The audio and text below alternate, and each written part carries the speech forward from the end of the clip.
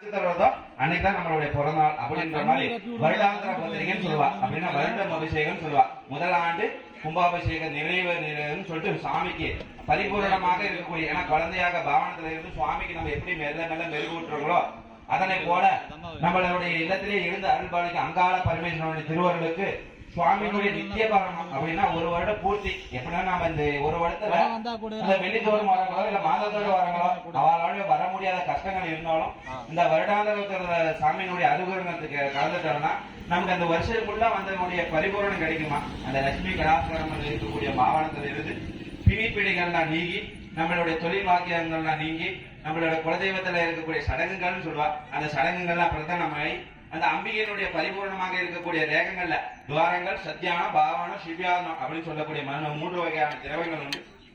அந்த திரவத்துல அம்பிகையின் முறையிட்டு அந்த சுவாமியினுடைய பரிணயம் பண்ணும் போது அந்த பகா பாத்யோதி சர்வபாதினியே சர்வபாதுரோ அஸ்வப்ரா அப்படின்னா அந்த அம்பிகையே பரிபூர்ணமா நம்மளுடைய இல்லத்துக்கு வருவாளா.